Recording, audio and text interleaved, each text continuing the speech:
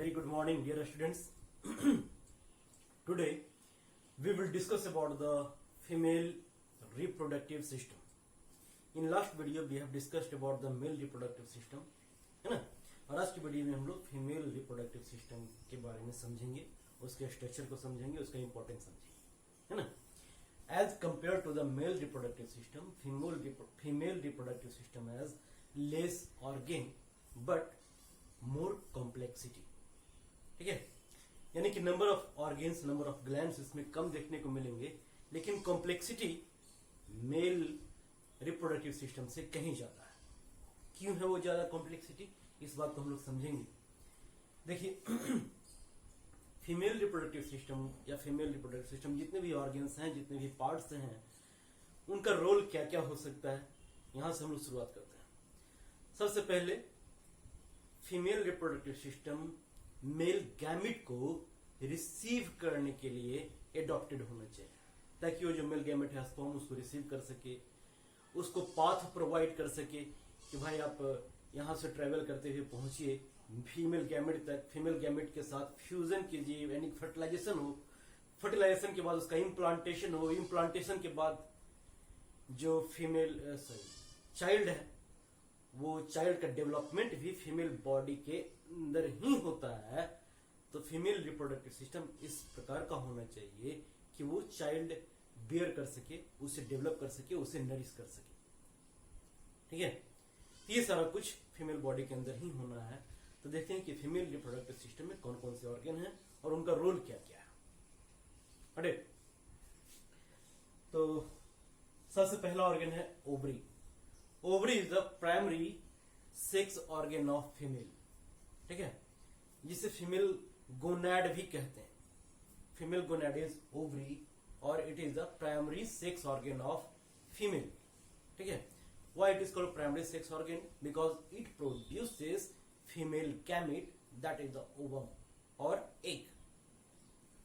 Egg या ovum को produce करने का काम करता है ओवरी। ठीक है, ओवरी के अंदर अब यहां पे एक छोटा सा पॉइंट हम लोग डिस्कस करेंगे। ओवरी के अंदर जो एग या ओवम का फॉर्मेशन होता है वो होता है फॉलिकल्स के through.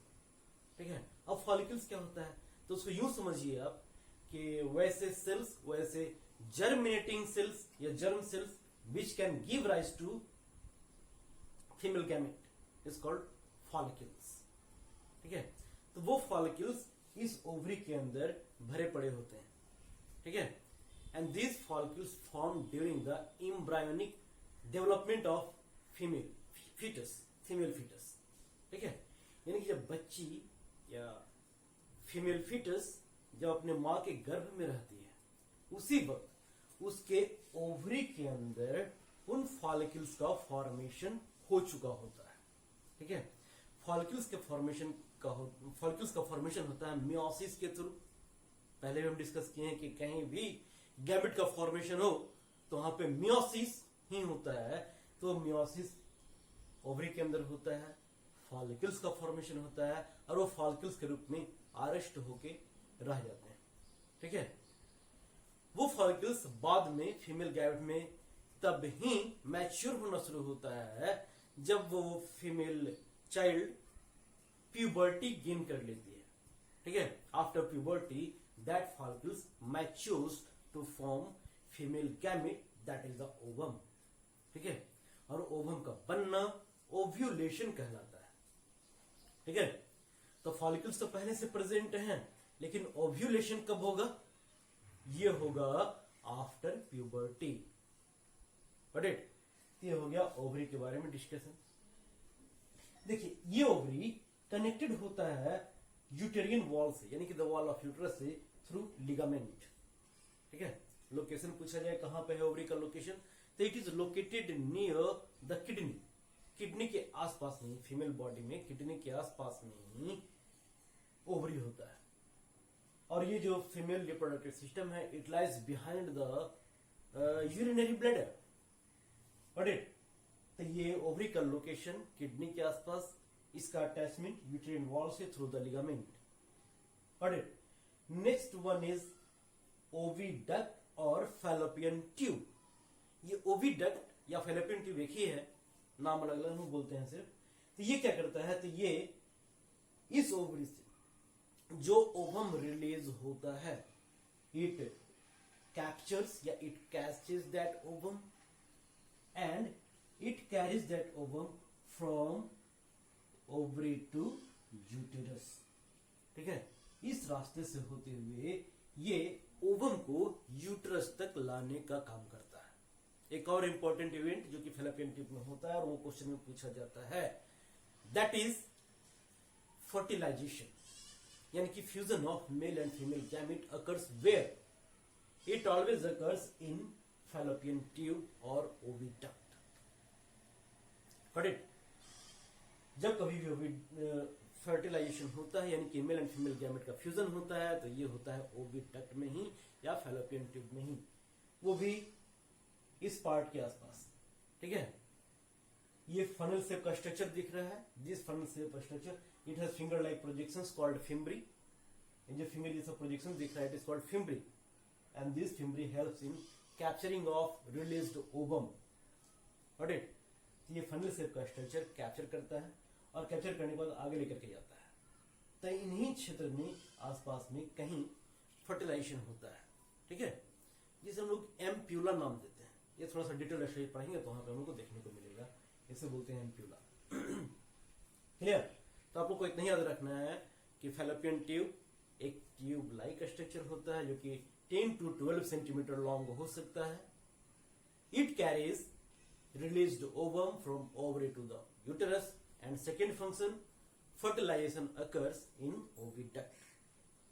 Got it? Fertilization means fusion of male and female gamete. This is the uterus. Uterus is a muscular organ. ठीक है, इसका जो वॉल होता है ये मसल्स का बना हुआ होता है, ये काफी थिक मसल्स होते हैं, काफी स्ट्रॉन्ग मसल्स होते हैं, काफी इलास्टिक ऑर्गन होता है। ठीक है, इलास्टिक इसलिए क्योंकि प्रेगनेंसी के दौरान जब चाइल्ड डेवलप होता है तो चाहे जितना भी बड़ा होता जाए वो डेवलप होता जाए। ठीक है, जितना वो डेवलप होता जाएगा उसी हिसाब से ये स्ट्रेच होता जाएगा, इसलिए इलास्टिक होना जरूरी है। ठीक है, चाइल्ड का जितना भी वजन होता है, एक फुल्ली ग्रोन चाइल्ड 3.5 kg तक का हो सकता है ना। तो जितना भी उसका वजन हो उसके साथ ही साथ एमनियोटिक फ्लूइड भी भरा हुआ होता है। तो उन सारे वजन को कैरी करने के लायक इसके पास पावर होना चाहिए, इतनी मजबूती होनी चाहिए। ठीक है, इसलिए इसका जो वॉल होता है काफी थिक एंड इलास्टिक होता है। इसका शेप का बात किया जाए कि what is the shape of uterus, question में पूछा जाता है। The shape of uterus we will write the pear shape, नाशपाती। ठीक है, उल्टे हुए नाशपाती की तरह इसका शेप होता है। Got it? क्या क्या होता है इस यूटरस के अंदर?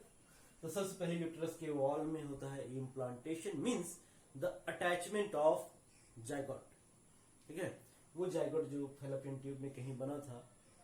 ठीक है, अब जो मल्टी सेल्ड स्टेज में आ जाता है यानी कि एक से अधिक सेल वाले स्टेज में, तो वो आकर के यूटरस के वॉल में चिपक जाता है and this process is called implantation. तो इम्प्लांटेशन कहां होगा? यूटरस के अंदर। इम्प्लांटेशन के बाद उस ग्रोइंग फीटस के डेवलपमेंट के लिए जो न्यूट्रिएंट्स चाहिए या फिर उस फीटस के बॉडी में जो वेस्ट प्रोडक्ट बन रहा है उसको रिलीज करने के लिए भी कुछ स्ट्रक्चर चाहिए, उसे बोलते हैं हम लोग प्लासेंटा। ठीक है, प्लासेंटा और एम्बिलिकल कॉर्ड, नाभि। देखते हैं बच्चे का नाभि यूं इलोंगेटेड होता है, इसे काटा जाता है, that is called the umbilical cord. और वो एम्बिलिकल कॉर्ड इसी यूट्रियन वॉल में आकर के चिपका हुआ होता है। और जिस स्ट्रक्चर के थ्रू जो एम्बिलिकल कॉर्ड चिपका हुआ होता है उसे बोलते हैं हम लोग प्लासेंटा। तो प्लासेंटा का अटैचमेंट भी यूट्रियन वॉल में ही होता है। प्लासेंटा एक डिस्क शेप का स्ट्रक्चर होता है जो इस यूट्रियन वॉल में इम्बेडेड होता है, धंसा हुआ होता है। ठीक है, इस यूट्रस के वॉल में ब्लड सप्लाई काफी ज्यादा होता है और वो जो इम्प्लांटेशन होता है, प्लासेंटा जो धंसा हुआ होता है, वो इतना अंदर कि भाई ब्लड सप्लाई तक वो पहुंच जाए और जो भी एक्सचेंज करना है वो मदर के ब्लड से एक्सचेंज कर सके। ठीक है, इस प्रकार से इम्प्लांटेशन होता है यहाँ पे। और जो भी बाकी थे प्लासेंटा, वो अटैच्ड होता है यूट्रियन वॉल से। It provides environment for the proper development of the fetus. ठीक है, ये गेस्टेशन पीरियड यानी कि जितना भी प्रेगनेंसी पीरियड होता है तब तक चाइल्ड को रहने का ये जगह प्रोवाइड करता है, ठीक है। तो ये सारे फंक्शन है यूटेरिन वॉल के। And at the last of pregnancy के लास्ट आवर में जब बच्चे का जन्म होना होता है, नेचुरल बर्थ, ऑपरेशन का बात नहीं कर रहे, जब नेचुरल बर्थ होना होता है तो यही यूटेरिन वॉल पीछे से, ठीक है, ये पीछे से कॉन्ट्रैक्ट होता है ताकि बेबी का नॉर्मल बर्थ हो सके वजाइना के थ्रू। Got it? तो इतना सारा फंक्शन हमारे यूटेरस का। अब आते हैं वजाइना, ठीक है। वजाइना एक ट्यूबुलर स्ट्रक्चर होता है, ट्यूब के जैसा। अब देखिए यहाँ पे एक स्ट्रक्चर लिखे हैं cervix. Cervix is connection between vagina and uterus, ठीक है। यूटेरस और वजाइना इन दोनों के कनेक्टिंग को बोलते हैं हम लोग सर्विक्स। क्लियर? या यूं बोलिए कि vagina opens into uterus through cervix. Clear? तो हो गया सर्विक्स का बात। आते हैं वजाइना में। वजाइना एक ट्यूब की जैसा स्ट्रक्चर होता है, 5 to 10 सेंटीमीटर इलोंगेटेड। इसका काम क्या होता है? तो it receives penis during intercourse के दौरान पेनिस का इंसर्शन इसी वजाइना में किया जाता है। And at the end of intercourse या copulation penis discharges semen inside the vagina at the tip of cervix. And then यहाँ पे जब सीमेन का डिस्चार्ज किया जाता है, then sperm travels from here to the through the uterus up to the fallopian tube and fuses here with female gamete, ठीक है। यहीं कहीं पे सीमेन का डिस्चार्ज किया जाता है और सीमेन में जो स्पर्म है अब यहाँ से ट्रेवल करते हुए यहाँ जाकर के फ्यूज करता है, ठीक है। तो वजाइना दो कामों के लिए, एक पेनिस इंसर्शन के लिए, दूसरा हो गया फॉर द रिलीज ऑफ सीमेन, तीसरा हो गया it is again the passage for the child birth. जब चाइल्ड का डेवलपमेंट होता है इस यूट्रस के अंदर तो नॉर्मल बर्थ इसी वजाइना के थ्रू ही होता है। चौथा हो गया it again provide the passage for the menstrual flow, ठीक है। फीमेल में मेंस्ट्रुअल फ्लो होता है जिसे एमसी बोलते हैं या फिर पीरियड बोलते हैं, मासिक बोलते हैं, है ना। तो उस मेंस्ट्रुअल फ्लो का भी फ्लो या फिर मेंस्ट्रुएशन का भी फ्लो इसी वजाइना के थ्रू होता है। तो ये चार काम हो जाते हैं वजाइना के, ठीक है। And the outside opening of vagina is called vulva. Clear? ये हो गया फीमेल रिप्रोडक्टिव सिस्टम का इंट्रोडक्शन। समझ में आई बातें? चलिए now how reproduction occurs in human being. Human being में रिप्रोडक्शन होता कैसे? अभी तक हम लोग female reproductive system, male reproductive system का स्टडी कर लिए। अब देखते हैं कि रिप्रोडक्शन कैसे होता है, ठीक है। तो ये रिप्रोडक्शन रिप्रोडक्टिव एज के दौरान ही हो सकता है। अगर रिप्रोडक्टिव एज का बात किया जाए तो मेल का रिप्रोडक्टिव एज प्यूबर्टी के बाद उसके मरण तक, ठीक है, they can reproduce. But in female का रिप्रोडक्टिव एज उसके प्यूबर्टी से लेके मेनोपॉज तक ही होता है, ठीक है। प्यूबर्टी के दौरान जब पहली बार मेंस्ट्रुअल फ्लो होता है तो उससे बुलाया जाता है मिनार्क। क्या बोलते हैं उसे? मिनार्की, ठीक है। The first menstrual flow in female is called menarche and the last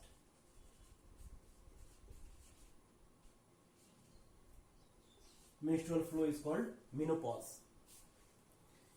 यानी कि फीमेल का जो रिप्रोडक्टिव फेज होता है वो मिनार्की से लेके मेनोपॉज तक। Menarche means first menstrual flow and menopause means the last menstrual flow. First menstrual flow का एज होता है 10 to 12 और लास्ट मेनोपॉज का एज होता है 45 to 50 ईयर्स, ठीक है। तो इसी दौरान वो माँ बन सकती हैं, इसके पहले नहीं और इसके बाद में भी नहीं। Got it? लेकिन जहां तक मेल का बात है तो they can become father from their puberty to last breath of their life, ठीक है। जिंदगी भर उनके अंदर कैपेसिटी होता है फादर बनने का। समझ में आई बात?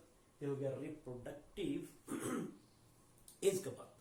अब इसी रिप्रोडक्टिव एज के दौरान अगर कॉपुलेशन होता है मेल और फीमेल का मिलन होता है ना। यही बात की कि उस दौरान वेजाइना के अंदर सीमेन का डिस्चार्ज किया जाता है, ठीक है। सीमेन कंटेन्स द मेल गैमेट और sperm and that sperm is very motile, ठीक है, काफी मोटाइल होता है, उसके अंदर मूवमेंट करने का काफी क्षमता होता है, क्लियर। तो ये मोटाइल स्पर्म यहाँ से इस वेजाइना सर्विक्स इंड से मूव करना शुरू करता है और ये मूव करते हुए फैलोपियन ट्यूब में इधर भी और इधर भी किसी भी तरफ हो जा सकता है। बट अब ये एक रैंडम चांस है कि जिस वक्त ये डिस्चार्ज हुआ उस वक्त किस ओवरी से ओवम का रिलीज हुआ है, क्योंकि हर मंथ एक ही ओवरी से ओवम का रिलीज होता है। एक मंथ अगर राइट ओवरी से हुआ तो अगले मंथ लेफ्ट ओवरी से होगा, ठीक है। अल्टरनेट ओवरी से ईच मंथ एक एक ओवम का रिलीज होता है, एक साथ 2 ओवम कभी भी रिलीज नहीं होते, ठीक है। अगर होता है कभी तो ये एक्सेप्शन कैसे हम लोग लेके चलेंगे, नॉर्मली ऐसा नहीं होता। तो जिस तरफ भी ओवम का रिलीज हुआ हो, स्पर्म तो दोनों तरफ जा रहा है, सीमेन दोनों तरफ जा रहा है, ठीक है। तो रैंडम चांस है कि उन मिलियंस ऑफ स्पर्म में से कौन जाकर के फ्यूजन करता है, ठीक है। फ्यूजन हुआ, फ्यूजन के बाद अब इधर हो या इधर हो, फ्यूजन के बाद वो जो जाइगोट बनता है उसमें डिवीजन शुरू हो जाता है, सेल डिवीजन, और वो 1 सेल से 2 सेल, 2 से 4, 4 से 8, 8 से 16, इस प्रकार से डिवीजन होते होते अब ये धीरे धीरे मूवमेंट भी हो रहा है इसमें और वो डिवीजन भी चल रहा है, होते होते ये पहुंच जाता है यूट्रस में और यूट्रस के वॉल में आकर के वो चिपक जाता है, ठीक है। This process is known as implantation, ठीक है। This process is known as implantation. Fertilisation के बाद लगभग 6 to 7 डे लगते हैं इम्प्लांटेशन होने में, यानी कि जिस दिन भी फर्टिलाइजेशन हुआ हो उसके 6 से 7 दिन के बाद इम्प्लांटेशन होता है। क्लियर। अब इम्प्लांटेशन के बाद वो जो डेवलपिंग जाइगोट है जो कि अभी मल्टी सेलुलर स्टेज में पहुंचे है उसे हम लोग ब्लास्टुला बोलते हैं, ठीक है। क्या बोलते हैं इसे? ब्लास्टुला। मल्टी सेलुलर स्टेज वाले जाइगोट को हम लोग ब्लास्टुला बोलते हैं। अब ये ब्लास्टुला धीरे धीरे डेवलप करना शुरू करता है। अपने डेवलपमेंट के लिए उसे नरिशमेंट चाहिए। नरिशमेंट लेने के लिए वो फॉर्म करता है एक डिस्क शेप का structure which remain embedded in the wall of uterus and it provides nutrient, water, different minerals, vitamins etc from the mother of from the blood of mother, ठीक है। यानी कि यूट्रस के wall में चिपका हुआ रहता है प्लासेंटा डिस्क शेप का स्ट्रक्चर जो कि न्यूट्रिएंट प्रोवाइड करने का काम करता है, ठीक है। और ये प्लासेंटा होता है that remain in close contact with the mother fluid, mother's blood, ठीक है, मदर्स के ब्लड से ही। अब इस बेबी को, ग्रोइंग बेबी को जो कुछ भी चाहिए ये कहां से लेगा? ये लेगा अपनी माँ के ब्लड से।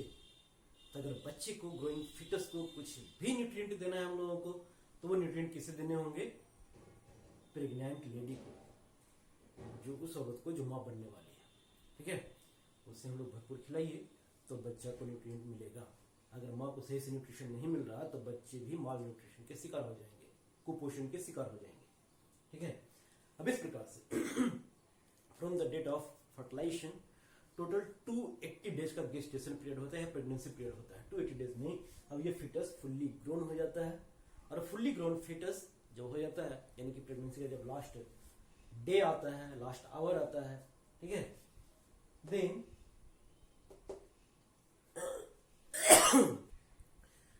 देन एक हार्मोन होता है जिसे बर्थ हार्मोन बोलते हैं, ऑक्सीटोसिन, उसका सेक्रेशन शुरू हो जाता है पिट्यूटरी ग्लैंड से and due to action of that oxytocin labour pain cause होता है, दर्द काउज होता है ना। और उस वो एक इंडिकेशन है कि भाई बर्थ अब होने ही वाला है और उस दौरान जो यूटेरिन वॉल है ये पीछे से कॉन्ट्रैक्ट करते हुए इधर से दबाव देता है ताकि बेबी का जन्म वेजाना के थ्रू हो जाए। वेजाइनल ओपनिंग भी थोड़ा सा वाइड हो जाता है, हिप बोल थोड़ा सा वाइड हो जाता है और नॉर्मल बर्थ बच्चे का हो जाता है, ठीक है। तो ये तो हो गया नॉर्मल बर्थ की कहानी।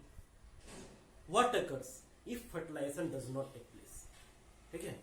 ये जो केस अभी बात की हम लोग ये किसी भी महिला के केस में 1, 2 या 3 बार ही होता है, लेकिन अब जो किस्सा हम लोग कहने जा रहे हैं if fertilisation does not occur, ये हर मंथ होता है, ठीक है, अब आते हैं उसकी सिप पर। अब देखिए हर मंथ की कहानी क्या है। तो हर मंथ अगर जनवरी में इस ओवरी से, तो फरवरी में इस ओवरी से, फिर मार्च में इस ओवरी से, फिर अप्रैल में इस ओवरी से, यानी कि अल्टरनेट मंथ अल्टरनेट ओवरी से एक एक ओवम रिलीज होते ही रहना है। जैसे ही ये ओवम रिलीज होता है, अब बात रहा है कि रिलीज होना भी डिपेंड करता है हार्मोन्स के ऊपर, ठीक है। तो ये डिपेंड करता है एस्ट्रोजन के प्रोडक्शन के ऊपर। एस्ट्रोजन का प्रोडक्शन जब बढ़ने लगता है तब ये ओवरी अपना एक ओवम सेक्रेट करता है, ठीक है। जब ये ओवम सेक्रेट तभी होता है, ये ओवुलेशन तभी होता है जब यूट्रस का वॉल ये थिक हो जाए, ये अपने आप को इस लेवल बना ले कि ये चाइल्ड बियर कर सके। तो चाइल्ड बियरिंग के लिए हर मंथ यूट्रस का वॉल थिक होता है, और इस यूट्रस वॉल को थिक करने का काम भी एस्ट्रोजन ही करता है। तो हर मंथ पहले यूट्रस वॉल को थिक किया जाता है। ये थिक करने में 10 से 14 दिन लग जाते हैं। और जब 14th डे होता है, पीरियड का 14th डे, जिस दिन पीरियड पहला पीरियड होता है उसे हम लोग फर्स्ट डे काउंट करते हैं। तो उस दिन से जो 14th डे होता है, ठीक है, जैसे आज अगर पीरियड शुरू हुआ है तो आज की 14वां दिन 14th डे में ओव्यूलेशन होता है, ठीक है। और वो 10 दिन लग जाते हैं इसको प्रिपेयर करने में। जब ये कम्प्लीटली प्रिपेयर हो जाता है, ये थिकन हो जाता है इसके बाद, तभी ओव्यूलेशन होता है। ओव्यूलेशन के बाद अब ये जो ओवम है ये